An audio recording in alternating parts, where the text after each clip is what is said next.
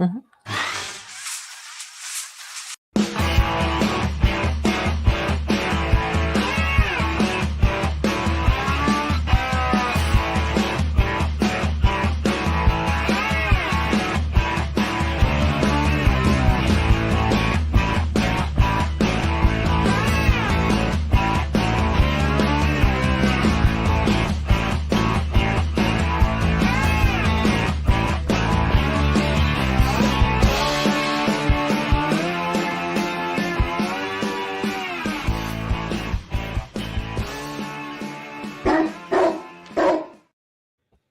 It's 4 o'clock in Los Angeles. It's 6 o'clock in Chicago, and it's 7 p.m. in New York City. Hello, everybody.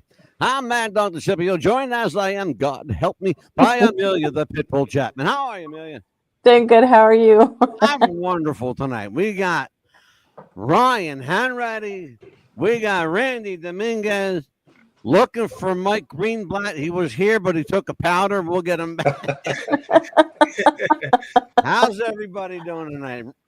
Randy, how are you, my friend? I'm doing very well, Matt Dog. First of all, thank you so much for giving us an opportunity to be on the show. We're very grateful. Brother, I'm welcome the opportunity. Anytime I got a chance to show off Jersey, you're in.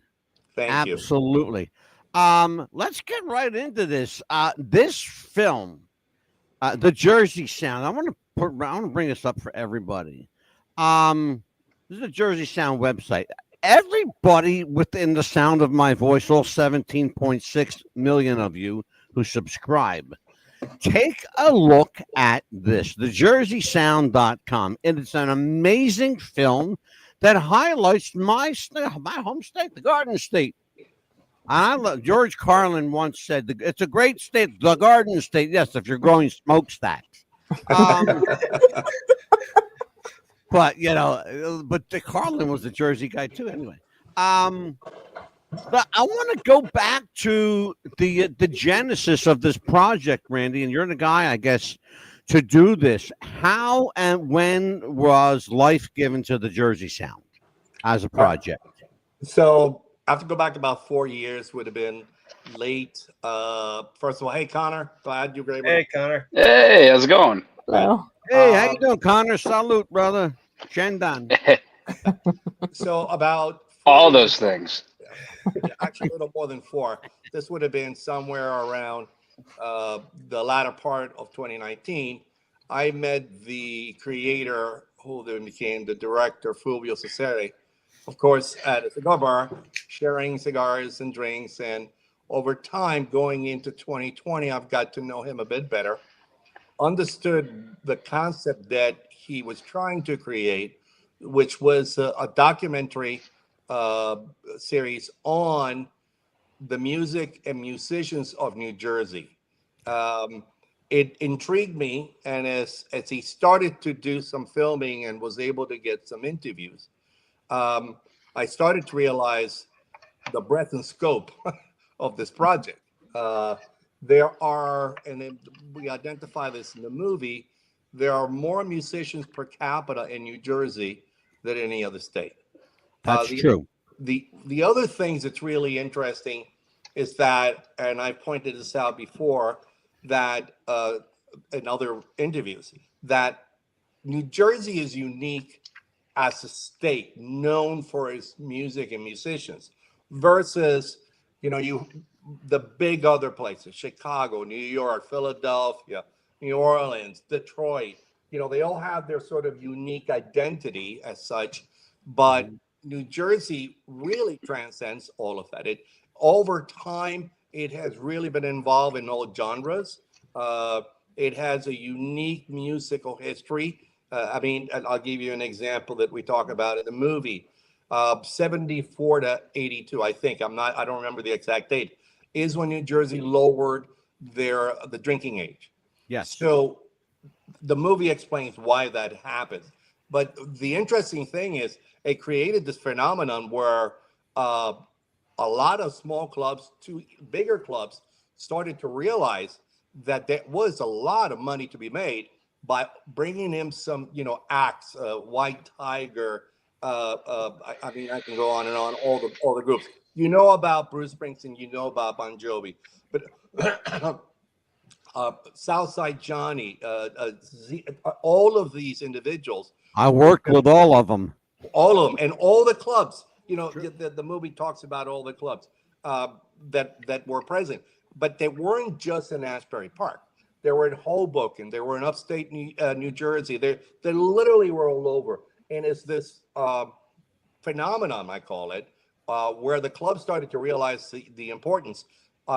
In the movie, some of the band members talk about how they made more money coming to the clubs because some of these clubs were hosting 1,000, 1,200, 1,500 individuals at a time. And if you just started charging a couple of dollars or whatever it was at the time, cover charge, plus then charging for beers and drinks, there was a lot of money to be made. And so they were really quite successful. A lot of bands started to make their brand names through there. Then you know, and interesting in history, things lead to others.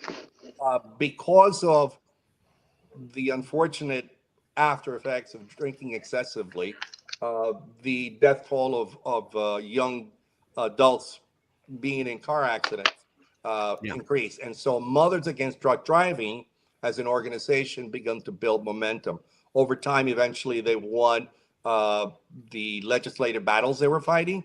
And across the U.S. completely, it's the first time we actually had a unified law that said, okay, if you're under 21, you can't drink at a bar. You can't drink anywhere for that matter. You can't buy liquor. So that created a whole different momentum. But the interesting thing is when that law passed, basically the clubs grew out of existence. It is that segment of history in New Jersey, or at least one of the segments that we talk about.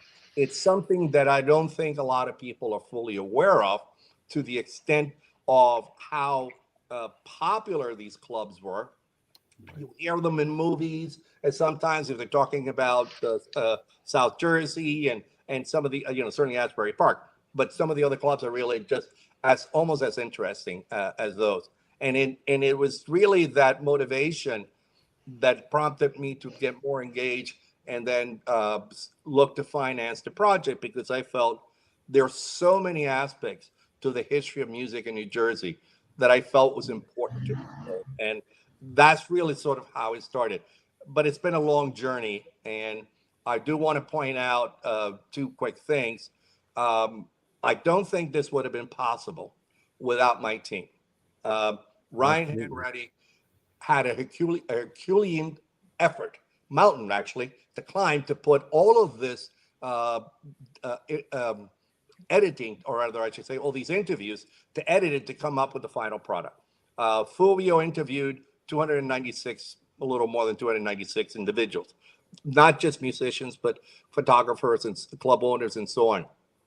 And it became very difficult for the Ryan and the team to look at how are we going to put all this together for it to make sense, for us to really, truly meet the challenge of how do we tell the story about New Jersey music and its musicians. Absolutely. It is an awe-inspiring task. The job of the editor, Ryan Henready, must have been monumental, must have been tedious at times, but I would venture to say, my young friend, that it was a lot of fun. Talk to me about your involvement. How did you get snookered into this?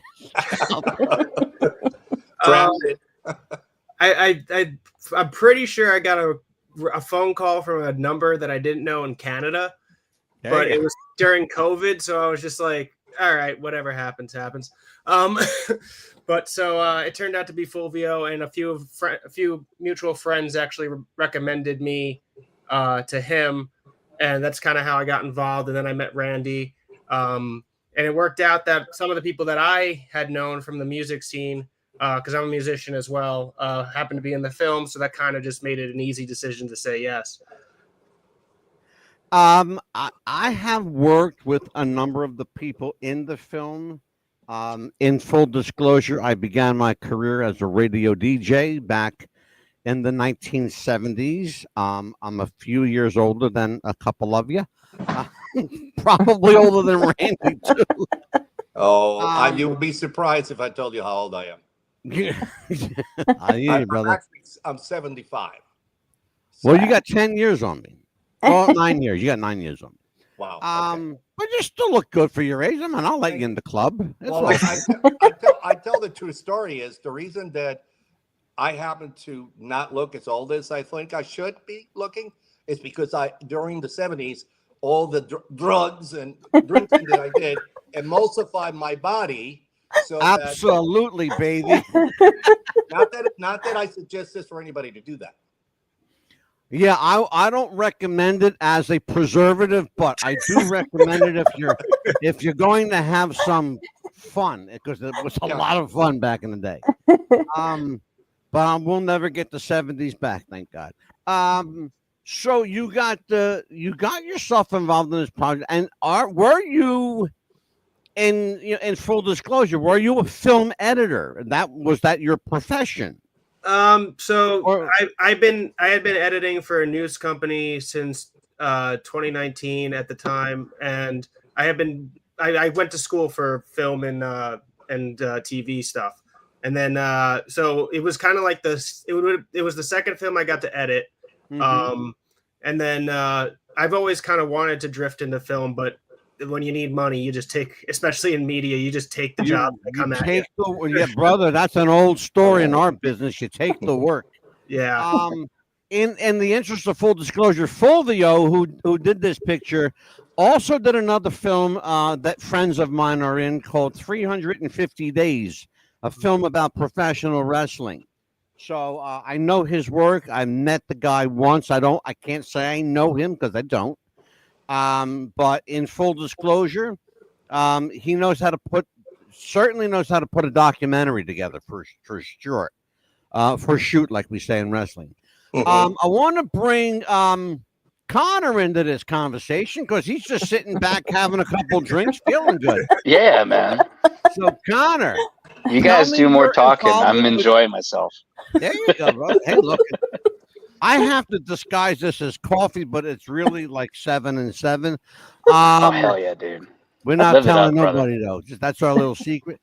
Connor, what did you do on the film? Your involvement? How'd you get pulled into it? I just showed up. That's about it. You know what? Can I tell you something? Good work if you can get it. I want to tell you what. No lie, brother.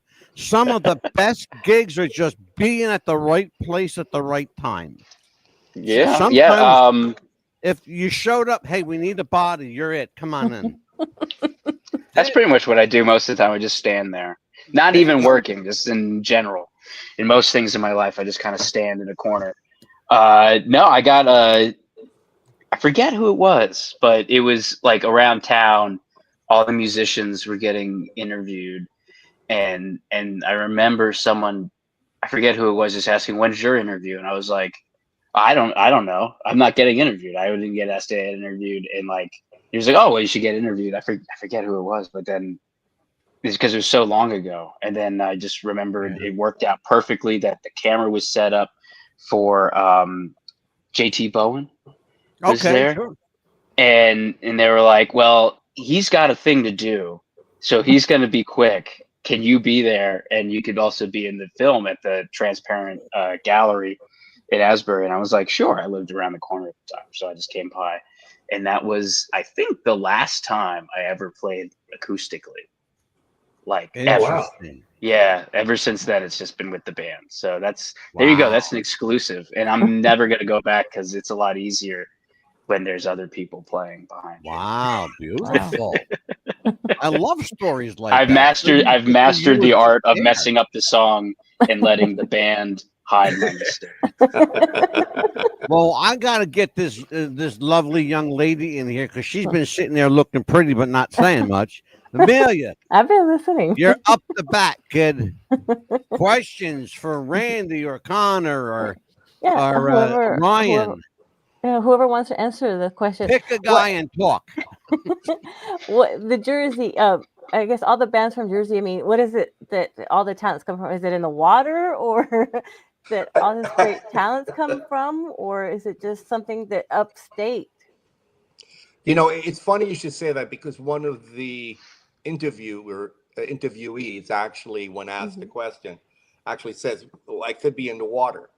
I think there is, and Southside, we ended up making Southside somewhat of the focus because I think the whole team believes through hearing other interviews. And by the way, if you listen to Bruce or Bon Jovi, Yes. they're always making references to Southside.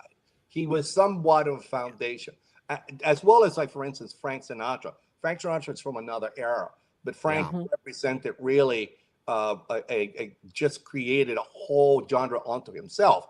And I think Southside, because he is a pure musician, he loves music for the sake of music. He decided it's at an early point he did not want to go for the limelight.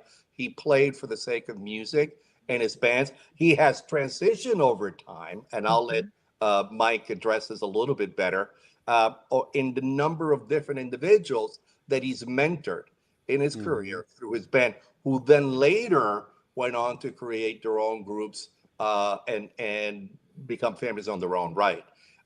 So I think it's best said, it's an attitude. That's kind of the catch, that our mission is from the musicians.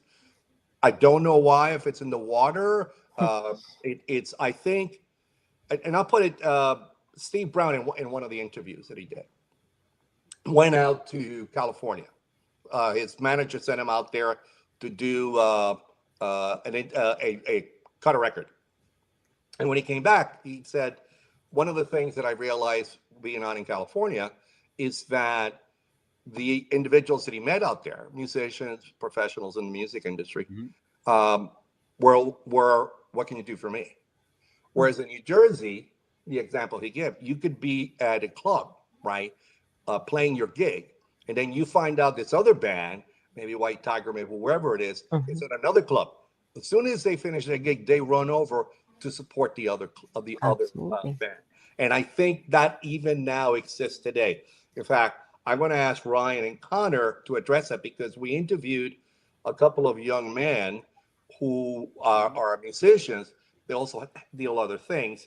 And it's interesting because I know that guy. And Connor said, I know that guy. So I want to kind of turn it over to them and say, here's the younger perspective, the newer generation of musicians that are continuing to elevate New Jersey music. And what are you guys' thoughts about that whole thing about, is it in the water, or is it a feeling of being part of a community that's very unique? And I think, Randy, if you wouldn't mind, I'm going to piggyback off of that commentary. I will tell you, having worked for many years in the club circuit, the bar circuit, and the small venue circuit, that it's very clearly an attitude. I think that it's a contagious attitude. I also believe, and this is maybe prejudicial on my part, but I also believe that we have some of the most generous musicians in the country here, because they're not selfish about what they do. And then they're more than all too willing to share their time, talent, their energy, and their music, not just with the world, but with other people that are starting out in the business. Connor, your thoughts on that? As a musician, would you jump in on that? And all right, I'll jump in. Yeah. Yes, sir. Go ahead. I that's exactly what we do. You said it all. That was okay, you can go home now. No, yeah. No, we always, whenever there's a show, if we end up ending early and the show is over, there's always Asbury's beautiful because there's a club. If you spit, you land on one. So, and I'm just spitting all the time. So I know where they all are. Yeah. But we always go out. We're always seeing shows. I was out with the band Thursday night and Saturday night. There's always a show. I'm getting FOMO every night that I'm in. Connor, I hung out. I'll tell you that Connor, Randy, and Ryan, I'll tell you the story. I hung out with Johnny Lyon, Southside Johnny. They came into my club to see their friend Mike LeCompte. using And, his civilian name. There you go. Yes, sir. And the gig was over at 2. We didn't leave the club until almost 10 o'clock the next morning. Oh my gosh. And all we did was tell stories, drink, and smoke. And not necessarily cigarettes too at the time. But all we did was we sat there and Crack. it was like, an acoustic jam session. Everybody had their instruments out. And it was a lot of fun, brother. And there's musicians love to tell stories. What is it, Connor, about musicians and the art of storytelling, or is it mutually exclusive? Me and musicians in the art of bullshitting. Yeah. It's heavy. It goes up there. I mean, writing songs is telling a story, and you have something. And also, if you live the musician life, you're constantly surrounded by crazy people. And I opt in for that version. I love seeing that in life, the crazy people that you run into doing music. So I love it. And if I go out and I come back and I don't have a story, it was a failure of a night. So I always try to stick around until something interesting happens. Way to look at it. I love that. That's a cool way to look at it. It's usually not hard either. If you don't come out of it with a story, ladies and gentlemen, the evening sucked. Exactly. That's the lesson. Ryan, put it on a t-shirt. Ryan, let me bring you up here. In addition to editing, you're also a musician, right? Yeah. Okay. What do you play? What is your instrument of choice? I play guitar and I sing. So I'm a solo artist mostly. Okay. And we've had a number of solo artists on the show. One of my favorite is a guy named Doug Cates. I don't know if you know Doug or not. No. Doug Cates. He plays the Jersey Shore a lot.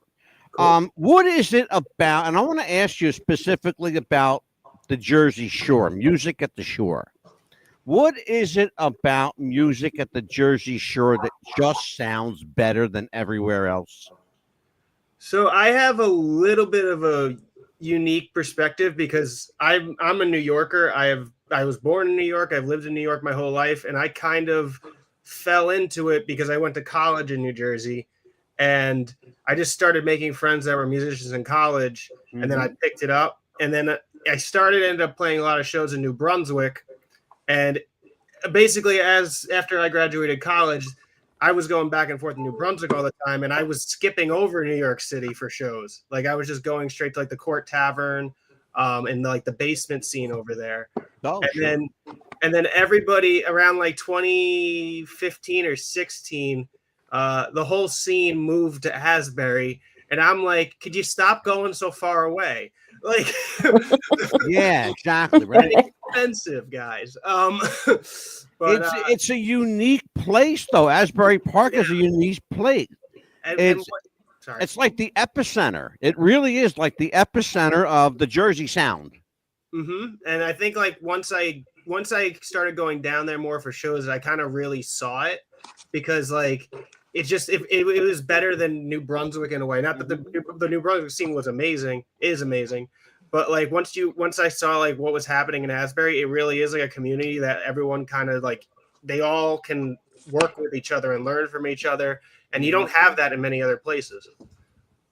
Interesting. Connor, let me ask you a question. Have you ever played the Stone Pony, Connor? I have, man. You got it. I can't be on this podcast if I haven't. You got it. You got it.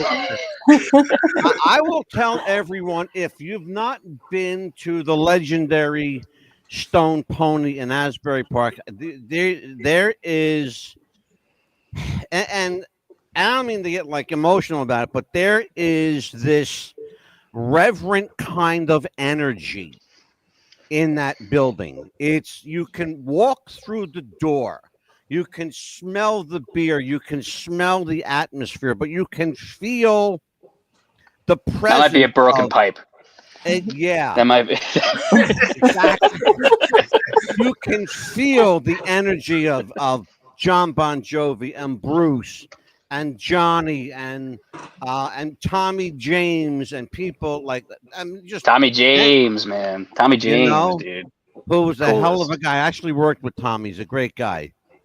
He's a really cool guy. I've gotten to meet him a couple times. He's a very nice man. But talk to me about. I want to talk about this.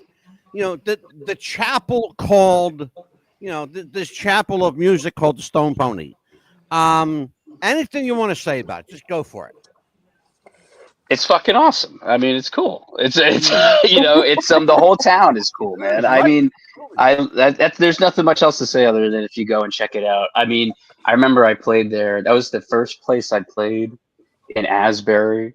It was like a Sunday at 2 p.m. because that's like the only time they would let me on. At Really? But I was like, yeah, it was hilarious, but it was a great show nonetheless. And then I remember going down there and loving it. Just loving the town. It There was all so much sounds like history. you played, and now they used to do tell everybody if they think I'm bullshitting. They used to start at noon, and they would go from noon all the way into the deep hours of the night, and there was nonstop music every day. Yeah, it was tons of bands. It was I mean, they called it like the Sunday showcase because that's the ones that they would let in bands that are under 21. Yeah. And at that point I was mostly playing, Ryan mentioned the Court Tavern. That place was awesome too. That place let me play at I was 15 years old when I first started gigging. And I've been pretty much consistently professionally gigging since then because they would let me I got the bite for it there. Connor, I asked Brian a question about the music at the Jersey Shore. From Seaside to Wildwood, from Asbury Park to Cape May, all up and down the coast, all kinds of music. Why is music better at the shore? Because people are staying to the bars till 10 a.m. smoking and drinking, and they can't tell otherwise. That's the beauty of it. I'll buy that answer. I mean, that is the beauty of it. I mean, it's a party place. There's a good vibes when you walk in. So I feel like if you walk in and the players are feeling better, they're feeling happy to be there. I mean, I can't argue with that. No. I can't argue with that. I try to go on a little before that, but that's still a sweet spot. I mean, if you wait even a little bit longer, the Sunday showcase is going to start in an hour. Exactly. I mean, but you have places in town. If you were to do that, let's say Friday night you were out, you could hit the Wonder Bar, you get a Stone Pony. I mean, back when things were extra cool, you could go to the Saint and the brewery and House of Independence is always one of my favorites. They're really kind people there. I'm getting very melancholy. He's mentioning these names here. I'm getting verklempt, I know. Well, listen, I was at the Saint the other night. Not the Saint anymore, but what used to be the Saint. And they painted it pink. The entire inside is pink. Wow. And I believe it's going to be an ice cream place. So, my God, you're killing me. I like ice cream, though. So, oh, my God. Randy, right? I gotta bring you back up here. Actually, can I ask? Because which one would you want? The Dippin' Dots or a historic, culturally significant place? Randy, I'm gonna bring you back up here because between Ryan and Connor, they're showstoppers. I want to. You got to bring the grown-ups back for a minute, but just for a minute. The idea of showcasing the music of New Jersey, there's such a wide array. I mean, some of the people here, Bruce Springsteen, John Bon Jovi, Frankie Valli, Tommy James, Johnny Lyons, Joe Walsh, Stephen Van Zandt, the late Danny Federici, the Jonas Brothers, Sinatra, Whitney Houston, Paul Simon, Sebastian Bach, who was a buddy of mine from way back, Gloria Gaynor, Latifah, Kool and the Gang, Sugar Hill Gang, Dionne Warwick, George Clinton and Funkadelic, Ricky Nelson, Ice-T, Mary Chapin Carpenter. That's a short list. Right. My question for you, Randy, how did you know who to showcase given that wide array of talent? It was two things. One, the interview started happening excuse me 1 second. I'm sorry. The interview I'm with you, started brother. happening in December of 2019. Fulvio had a few. Went into 2020. COVID hit. And I said to Fulvio, we have an incredible opportunity. Worst case scenario that can happen for the country happens to be an opportunity that we can take advantage of if we can make the right connections. Ultimately, Fulvio interviewed Mark Mulch, who's a musician in his own right. We're Right. going to have him tomorrow night. He lives down in Nashville. He's originally from New Jersey. And he's also our music supervisor. He helped me license all the music on the film. And that was also another big task, but he had the connections and a lot of hard work, and he made it work. But it was really Steve Brown, to a large extent, who was able to get a number of the interviews for us. The second part to that and Connor actually brought this up. The interviews went so well, and the musicians were so excited, they were happy to say, Fulvio, by the way, if you like this, you need to talk to this guy. And they would give them their direct cell number, contact information, which made it easier because instead of necessarily going through the publicist, and remember, a lot of these musicians just weren't going anywhere. Everybody was stuck at home. This gave them an opportunity to sort of maintain their identity, keep a little bit of finger in the pulse, and also be able to talk about themselves as well as the music in New Jersey.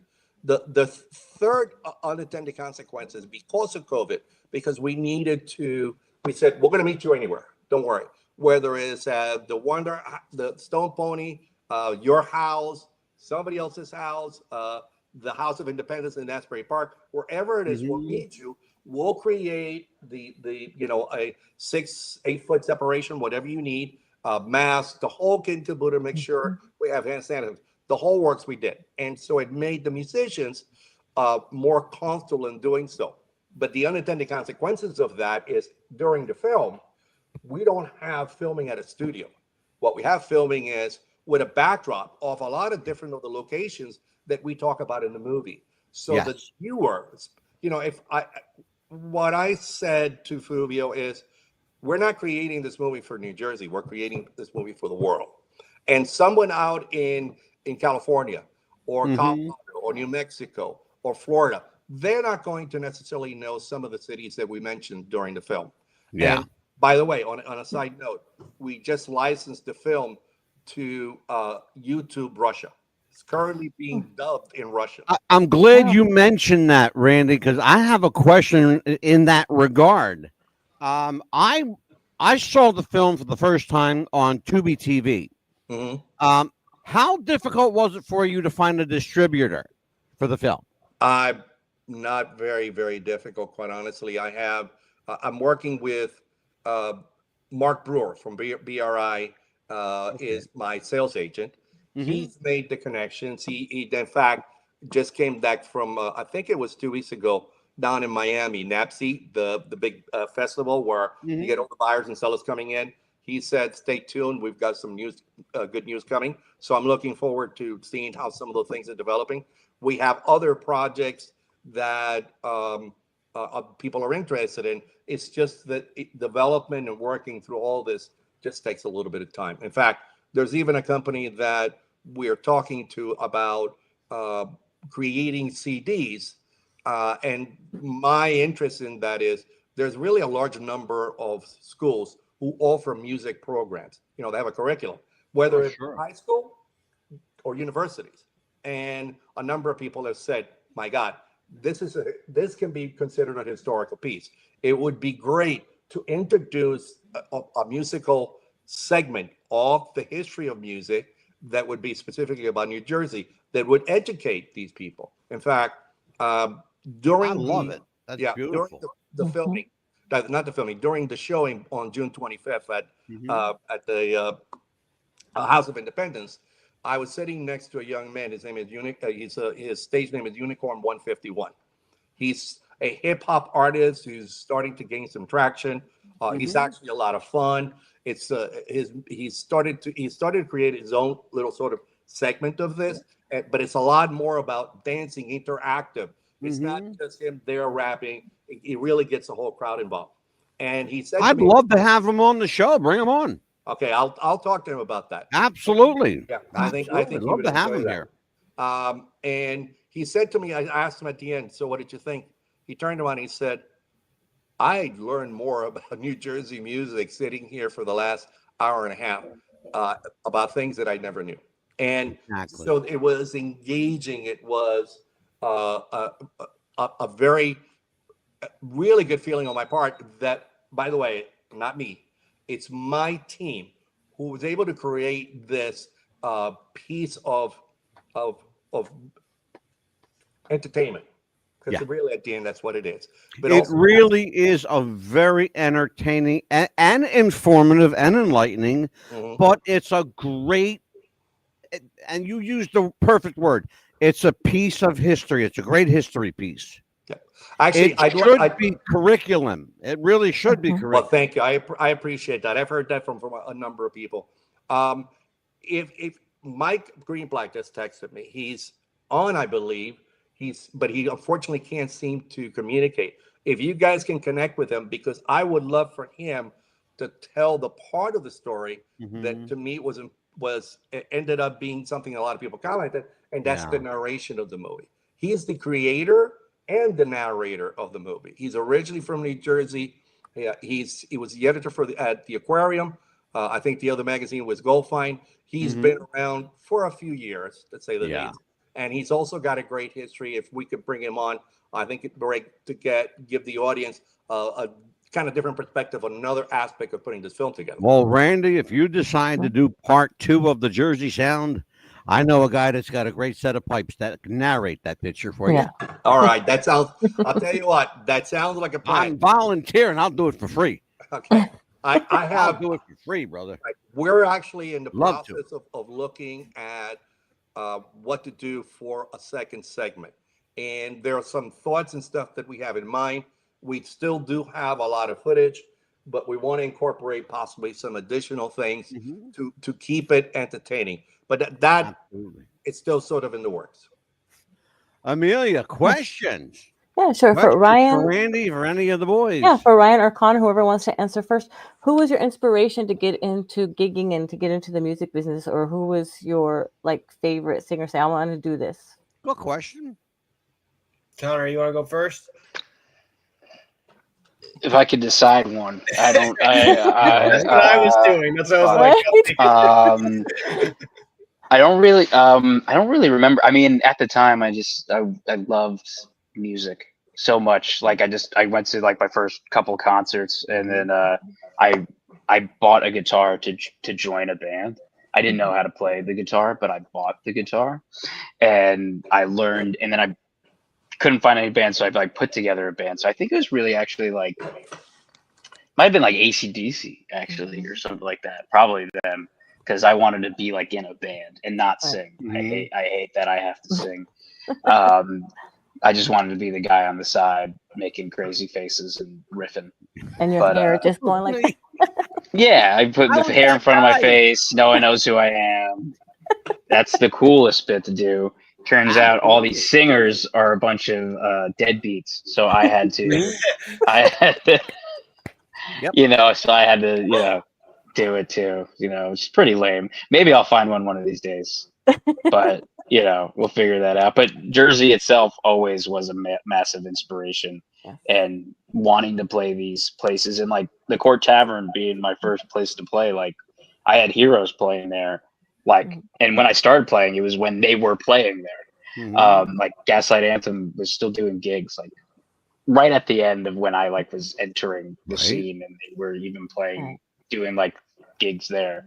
So I couldn't get into those, but I could get into the place the next day. Yeah. And then I could play my show to considerably less people. But it was amazing, and just having these places be available is amazing. So yeah, I don't know if I answered your question or not. yes, but- he did. Oh, That's I'm- awesome. Yes. Ryan, how about you, Ryan? Your musical godfathers. Who are they? Your inspirations? So, I mean, I think, well, my first concert was like Goo Goo Dolls and Counting Crows, and my dad took me, and I was in that phase where it's like, if my dad likes it, I hate it. God, he's so young. He's so young. Oh, I'm gonna smack this kid. He's so young. My answer, unfortunately, is a bit generic because I was like, oh, Green Day is the best thing ever, and Oh my God. like Third Eye Blind and stuff, and like I still like those things, but I've kind of made a U-turn, and like I've been on like in terms of like relearning how to play and coming up with new things, I've been like stuck in the 80s for like the last year and listening to a lot of like the new wave stuff. And I think that's kind of like, but basically like punk, new wave, that's always been like my door into playing music. Interesting stuff. Amelia, I got a question for you. Who were your musical inspirations? Because you're kind of like a singer and shit like that. Well, mine, of course, is Sylvia, which we had on our show before. We had Tanya Tucker, and of course, Tanya Tucker, by the way, will be on the show. We had, of course, the Shirelles. I grew up listening to them because my aunt and my mom played them a lot. Yeah, Dionne Warwick. And we had a lot of Spanish music like Vicente Fernandez. We had Antonio Aguilar, and of course, Selena Quintanilla later on was my influences as well because of the Spanish music, my heritage, of course. Well, you brought up something important now, and now we got Randy here. Randy, let's address that one. Hispanic music as part of the Jersey sound. Time was an issue and connections. We had quite a number of heavy metal, rock, some blues. It was just simply that we had some connections, but we had difficult time in making connections or getting the right dates. It really came down more to, being in the right place at the right time. Right. And unfortunately, it just didn't work. I personally, I was born in Cuba, and I came over in November of '59. I wanted that to be part of it. It's just that certain things we just couldn't work out. For instance, we wanted to try to do more interviews. I mean, we've got a lot of footage that we haven't used yet, but we wanted to do more interviews with some of the jazz greats. Unfortunately, most of them had already passed away. So, logistically, it became difficult. But there was just a point in time that I had to create something to put out there, and I wanted, as well as the team, wanted something that would be representative of the music in New Jersey and its history. You mentioned artists that have passed away. Did you have any difficulty with family members of those individuals who may or may not have wanted their loved ones' work to appear in your film? Did you get any resistance from any artists who may have passed on? No? Okay. No, not at all. I think that the musicians and for those families that were made aware of what we're doing and those who were talked to realized that this was a really great opportunity. And they're sort of past their primes, but we wanted, this helps to create a historical piece.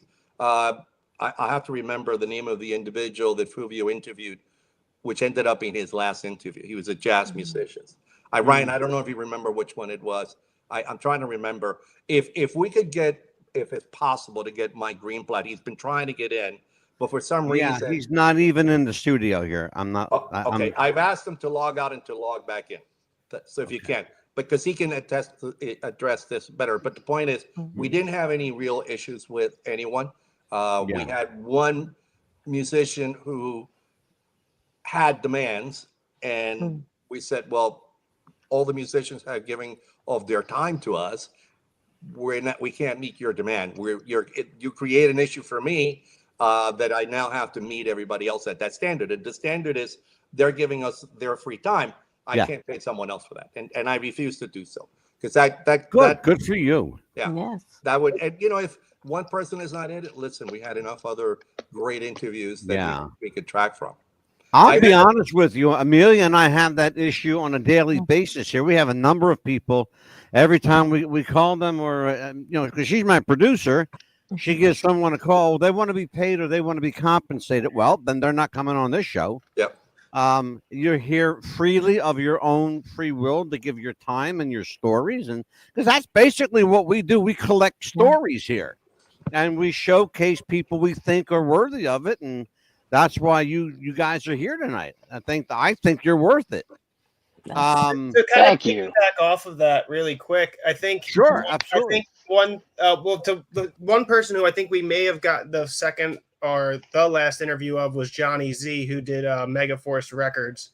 Oh yeah, okay. actually, that was the last interview he did. Oh wow. Okay, so that was one example of that. But I do think, like, in the sense of where it wasn't. I think the one, even though it would be great to have Bon Jovi or Springsteen, I think the one benefit was we got to have all the people who were around them who don't necessarily ever get the full chance to tell their perspectives on what they've lived and how they've played and all that. And I think that was kind of probably something that, while it's not something you always look for, it's something that, like, when you find it, it could be really worthwhile. So Ryan, I think that what you bring up is critical. The people, and it's not always the star that you want, because they're going to give you a certain spin, the spin that they want you to hear. I love the fact that Ryan talks about the people that are the sideliners, the assistants, if you will. Those people have stories. Boy, and in some cases they got a lot of stories, Right. and sometimes very juicy ones. Yeah, ones that the tabloids will pay a lot of money for. We get them for free on this show. But let's talk about that. Have you heard or have you learned anything that would skew your position of any particular artist based on the story you heard, maybe from a hanger-on or an assistant or groupie and or otherwise side-noted person? No, definitely. I love the way I said that.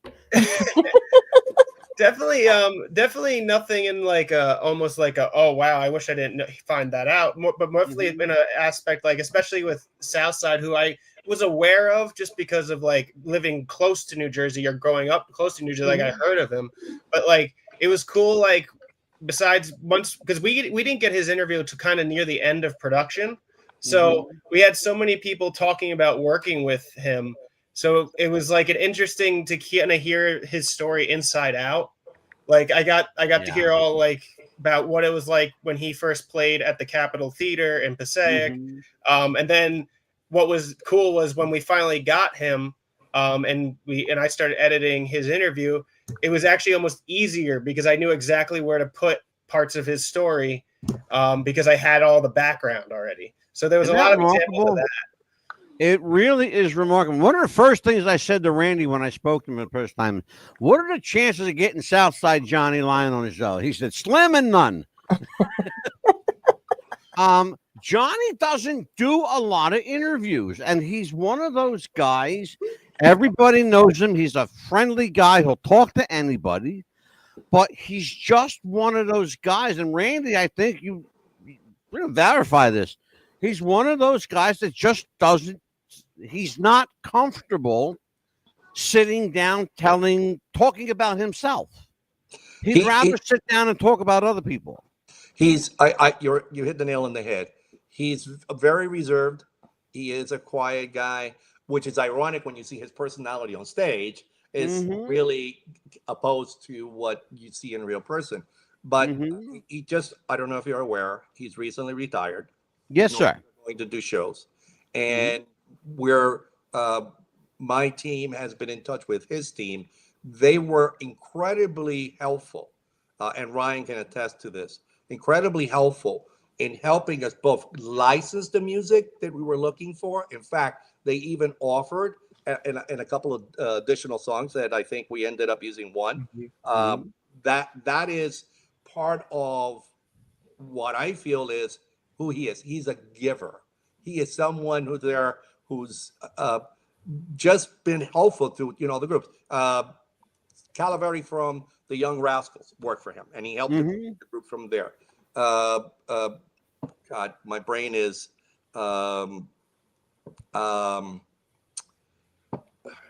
That's how I feel all the time, Randy. Don't worry. No, I apologize. Early in his career, I can't believe and I was just thinking about him. Who's the greatest guitarist of all time? Jimi Hendrix? Hendrix. Oh, Hendrix okay. played. Thank you, Ryan. I knew Ryan would get it. Well, I think Carlos Santana might disagree with that. Well, but I mean, It was going to be either Jimi Hendrix and then I was going to say Connor. Like, Right? It is me. It's Connor. I agree. Right. There you Well, go. no, we're going way back to the 70s, so I don't think Connor might have been old enough to play. But I think it's Nope. willingness to open up the door to bring in other musicians in and give them an opportunity. What made him really great. And as I mentioned before, if you listen to interviews that they've had with a lot of the top musicians, that's the name that keeps coming up, and always in reverence, always with respect. Absolutely. We have about 7 minutes left. Let me do a round robin question. Okay. I'll start with my co-host Amelia. Amelia, in a sentence or two, the impact of the Jersey sound on American popular music. Oh, I think it's made a great impact. I mean, it brought a lot of great music to us here. Growing up, I mean, I grew up with Bon Jovi, and I think it made my high school, my high school, dances and things like that. It brought a lot of popularity to us and everything, and I love You're it. And so Frankie Valli. young. I'm going to smack you too. You're so damn young. And I listen to Frankie Valli, and I love it. So, I mean, it brought a lot of good culture to us, and I love it. And I thank the Jersey sound for that. Connor, the impact of the Jersey sound on pop music, brother. I was about to say, nice save with the Frankie Valli, the Bon Jovi. Bon Jovi. So let me throw in Frankie Valli there, just an offset. It's the best music out there. It's the best place that music's ever been made, and that's about it. That's all I got. That's all I got to say. If I can just ask one small thing. Yes, sir. Connor has been so helpful. He was there at the event when we showed the movie. We got involved in a number of different things. But I got my glass, the Jersey Sound glass going on. There you go. Yeah, we gave them out, Jersey Clown glasses. Give me your Mad Dog. You give me your address. I'll send one to you. Terrific. I will do that. Absolutely. Yeah. But Connor is also involved in a new project, which I find interesting about Jersey musicians, how they evolve in different things. With your permission, I'd like him an opportunity to talk a little bit about that. Oh, absolutely. Go for it, please. That was a baller way to introduce it. But the band and I, we're good buddies with the Twin Lights Brewing, which has been brewing beer for a while now, but obviously Jersey roots with Twin Lights. And every year for the past we're entering our 4th year. We do a beer with them, and all the proceeds go to the Project Matters, which is a New Jersey. We all stick together and do stuff together. So they're a great nonprofit that provides help to